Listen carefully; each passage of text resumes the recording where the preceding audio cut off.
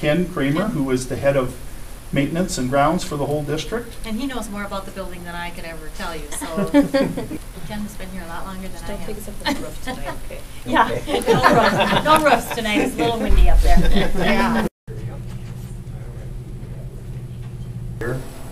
And that was built in 26, and this section was built in 1946. And do the picture, I can explain a few things. On this whole north side of this wall, our brick is all coming loose and needs to be new tuck pointed. So what we did is we just actually lined it with sheet metal and to protect it so we wouldn't have any leakage in it.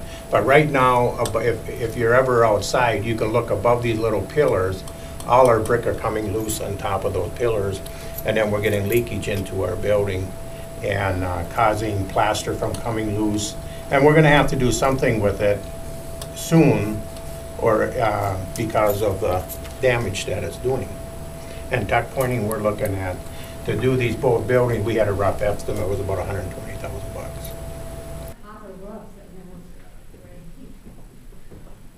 Now, just in between the windows, you can see where the little ridge is.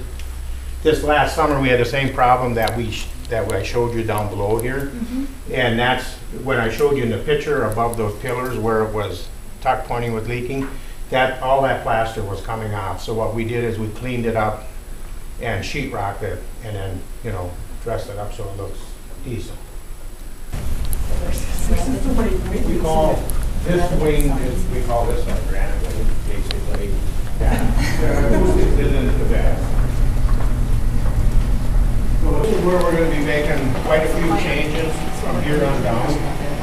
You know, that transition, that new addition there that you come into. It's trying to scrape to get by, but it's to the point where we are going to have to take, in my terms, is good money, just put it after bad, because eventually we will get this building, whether it's this year, next year, or 4 years down the line. But we have to stick money into this structure. We want it to fall apart, but nevertheless, we don't want to stick a ton of money into it either. Classrooms to fit to one classroom. Yep. And that's the balcony that the fans will sit on and watch them play basketball. So if somebody needs to come from the south end to the north or vice versa, we have to walk through classrooms in order to go through. So there's a class being held here. Somebody comes through, they walk through that class. We do the bathroom. Like if they have a check in the bathroom, Right. they walk through and then. Right. Yes. This whole area was set up for a gym, for heating. We got our big return fan sitting down there. We just have our coming out. So this room has the exhaust, but the room in the kitty corner from it doesn't have any exhaust due to the fact that it's all in one corner.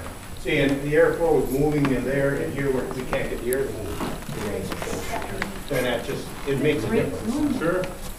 Our middle school is 17 students. We either have to make the repairs on it or it was condemned by the state. So it's shut down, they call it red tag. So we're running with one boiler, which handles this building very easily. But if you have trouble with one, it's always nice to have a backup. And so the repairs on that boiler, we were pushing off and getting extensions because we're going for a new facility. Well, now the state said no longer. We can't use the boiler. So now the repairs on this boiler, if I remember my numbers all right, is about $34,000 to do the repairs on this boiler. It's going to cost about $67,000, if I remember right, to replace the boiler. Well, we're by far better off to replace it than we are to patch it, because there's a lot of things that can go wrong with the boiler. And So how old is the boiler that's actually still up and running? the one that's up and running, that's our oldest one.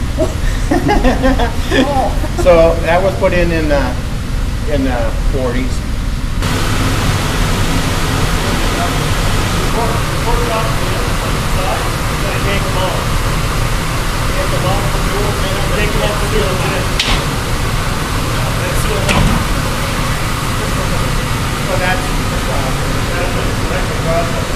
And getting our communications committee, our fundraising committee, media and publicity, all those things, you know, running, where people are sitting down, taking ownership in it, and you know, working on our messaging and how are we going to take it forward.